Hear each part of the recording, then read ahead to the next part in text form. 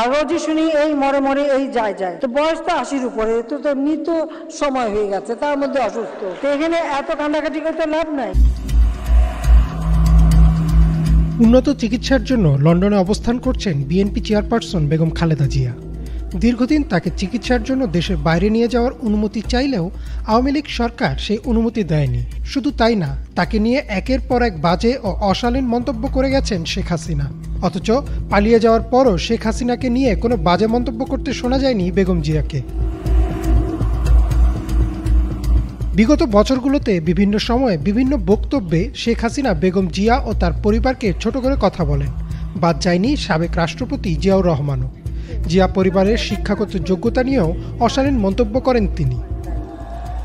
জিয়াউর রহমান ছিল matric pass, Khaleda Zia matric fail, আর তার ছেলে কয়েকবার বিভিন্ন স্কুল থেকে এক্সপেলড হয়ে শেষে শোনা যায় কোন এক অখ্যাত জায়গা থেকে নাকি একটা সার্টিফিকেট জোগাড় করেছে।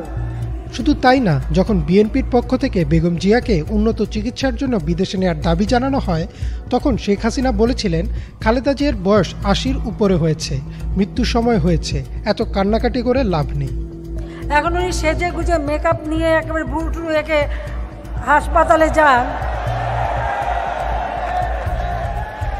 আর এদিকে তার ডাক্তাররা আবার রিপোর্ট দেয় খুবই খারাপ অবস্থা, মানে একটা নাকি যায় তার লিভার নাকি পচে শেষ, কি খেলে তাড়াতাড়ি লিভার পচে সেটা তো সবাই জানেন।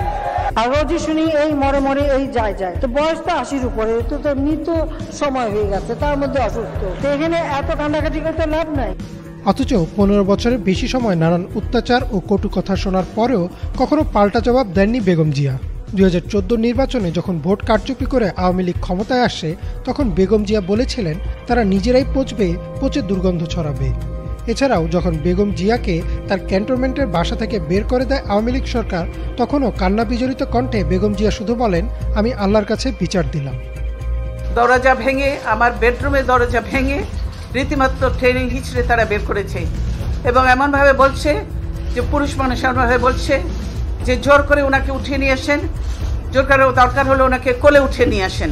সারাদিন আমি মানুষটা কিছু খেতে পর্যন্ত পারিনি, আমার বাড়ির লোকজনকে কিছু খেতে পর্যন্ত দেয়নি। আমি এর বিচারের ভার মহান আল্লাহ ও প্রিয় দেশবাসীর উপর ছেড়ে দিলাম। তবে 5 আগস্ট শেখ হাসিনার পদত্যাগের পর পাল্টে যায় পরিস্থিতি। অন্তর্বর্তীকালীন সরকার বেগম জিয়াকে মুক্তি দেয় এবং তার বিদেশে চিকিৎসা নেওয়ার ক্ষেত্রেও সব বাধা তুলে নেওয়া হয়। চিকিৎসা নিতে লন্ডন যাওয়ার আগে অন্তর্বর্তী সরকারের আইন উপদেষ্টা ডক্টর আসিফ নজরুল তার সাথে দেখা করেন। নিজের ফেসবুক প্রোফাইলে দেয়া এক পোস্টে আসিফ নজরুল বলেন, হাসিনার আমলের অত্যাচার নিয়ে প্রশ্ন করা হলেও বেগম জিয়া কোনো বাজে মন্তব্যই করেননি। উল্টো বলেন, রাগ করে কি করব, আল্লাহর কাছে বলি।